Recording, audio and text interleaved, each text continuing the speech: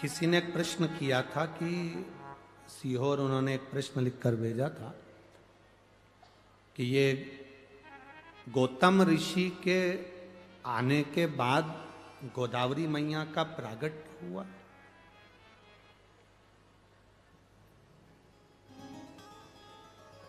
गौतम ऋषि के आने के बाद गोदावरी मैया का प्रागट्य हुआ है। जिसने प्रश्न किया वो अच्छे से एक बार स्कंद पुराण पढ़ना, ब्रह्म वैवर्त पुराण पढ़ना, अच्छे से लिंग पुराण का स्मरण करना। आपको ज्ञात होगा स्कंद पुराण के अंदर कि ये गोदावरी केवल गौतम बाबा के बाद की नहीं, ये गोदावरी तो गंगा है और गंगा केवल गौतम ऋषि के सम्मुख में तो इस गंगा का नामकरण हुआ है, बाकी के गंगा तो महादेव की अविरल इस गोदावरी तो बहती रही है। गोदावरी तो बहती रही है। क्या गौतम बाबा ने इस गंगा को बुलाया? गंगा का नामकरण गौतम बाबा ने करा। ये तो अविरल गंगा है गोदावरी, एक युग में नहीं कई युगों से बहती आ रही है, कई युगों से। तो उस कई युगों से एक कथा आती है, आप लोगों ने सुना होगा। महिषासुर एक असुर था, सुनिए कथा, जम के बोलो जरा, सुनिए ना। महिषासुर की किसने मारा था उसको? महिषासुर का वध किसने किया था? मां दुर्गा भवानी ने। उसका नाम क्या हो गया था फिर? महिषासुर मर्दनी, मां जगतजननी दुर्गा। महिषासुर की एक बहन थी। देव दीपावली शिव महापुराण की कथा सुन रही, बड़े भाव से सुनना। महिषासुर की एक बहन थी जिसका नाम था महिषी। क्या नाम था उसका? महिषी। अब महिषासुर मर गया, महिषी अकेली रह गई। और महिषासुर का संहार स्वयं जगदम्बा ने, दुर्गा भवानी ने कहा करा। और तेरे भक्त जनों पर माता भीड़ पड़ी है भारी, और दानव दल पर टूट पड़ो मां करके सिंह सवार। सो सिंहों से तू बलशाली, अष्ट भुजाओं वाली, दुखियों के दुख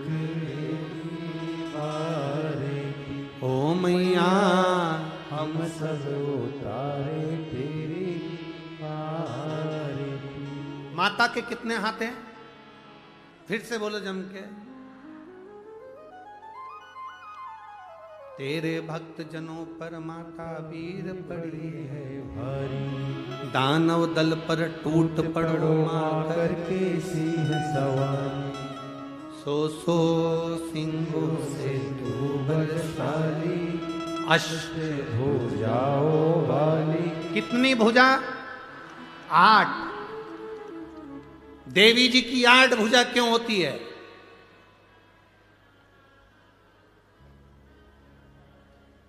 भगवान शंकर की 4 भुजा, भगवान नारायण की 4 भुजा, द्वारकाधीश की 4 भुजा, तिरुपति बालाजी की 4 भुजा।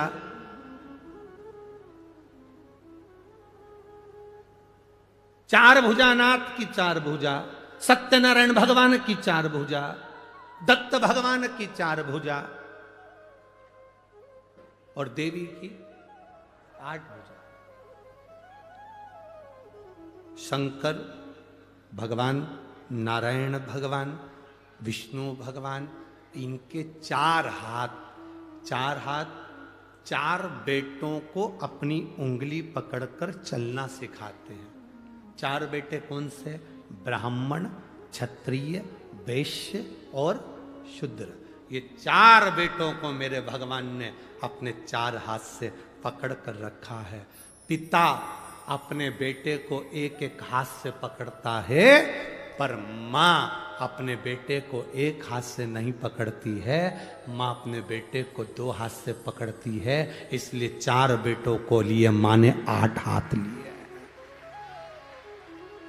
4 बेटों को संभालने के लिए मां भवानी दुर्गा ने अपने 8 हाथ धारण करे। एक बेटे को दो हाथ से संभालती है। ब्राह्मण को दो हाथ से संभाला तो क्षत्रिय को दो हाथ से संभाला, वैश्य को दो हाथ से संभाला तो शूद्र को दो हाथ से संभाला। वो तो भारत का विभाजन करने वाले, सनातन धर्म को तोड़ने वाले ये विधर्मी आज के जमाने में कहते हैं कि ब्राह्मण ऐसा, क्षत्रिय वैसा, वैश्य वैसा, शूद्र वैसा, सब केवल अपनी वोट की राजनीति करने के चक्कर में पूरे भारत के सनातनियों को बांटा जा रहा है। वोट की राजनीति करने के लिए भारत के सनातनियों को बांटे जा रहा है। पर कभी भगवान से जाकर कोई प्रश्न करे, मेरे चतुर्भुज भगवान तुम्हारे 4 हाथ, तिरुपति के बालाजी के 4 हाथ, कवि लक्ष्मी नारायण के 4 हाथ, भगवान विष्णु के 4 हाथ, दत्तात्रेय भगवान के 4 हाथ, मेरे भोलेनाथ के 4 हाथ, कभी उनसे पूछा जाए? क्योंकि पिता एक एक हाथ पकड़कर अपने बच्चों को चलाते हैं, एक एक हाथ पकड़कर पिता। और मां का फर्ज है, माता अपने बेटे को दोनों हाथों से उठाती है। मां अपने बेटों को दोनों हाथ, मां अपने बेटे को दोनों हाथ से संभालती है, क्योंकि वो मां है, वो माता।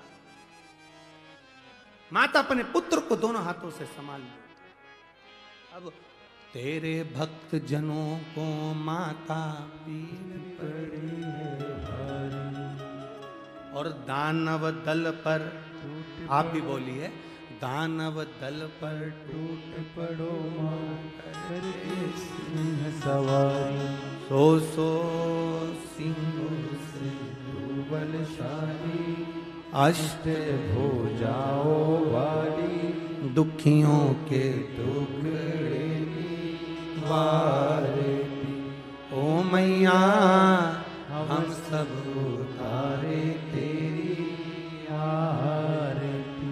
मां महिषासुर को मारने के लिए जब प्रगटी, मां ने जब महिषासुर का संहार करा, हमारे देवता कभी किसी जाति में किसी को नहीं बांटे। अगर जाति में बांटे हुए होते तो मेरे राम शबरी के दरवाजे पर जाकर झूठे बेर ना खाते, भिलनी के हाथ के वो झूठे बेर मेरे राम ना पाते। क्यों आए?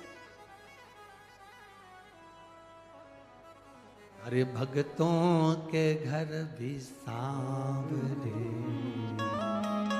जाते रहा करो, दर्शन के नैन बावरे, दर्शन दिया करो। कहते हैं प्रेम से प्रभु छिल के भी खा गए, कहते हैं प्रेम से प्रभु छिल के भी खा गए, शबरी के झूठे बेर भी खाते रहा करो, दर्शन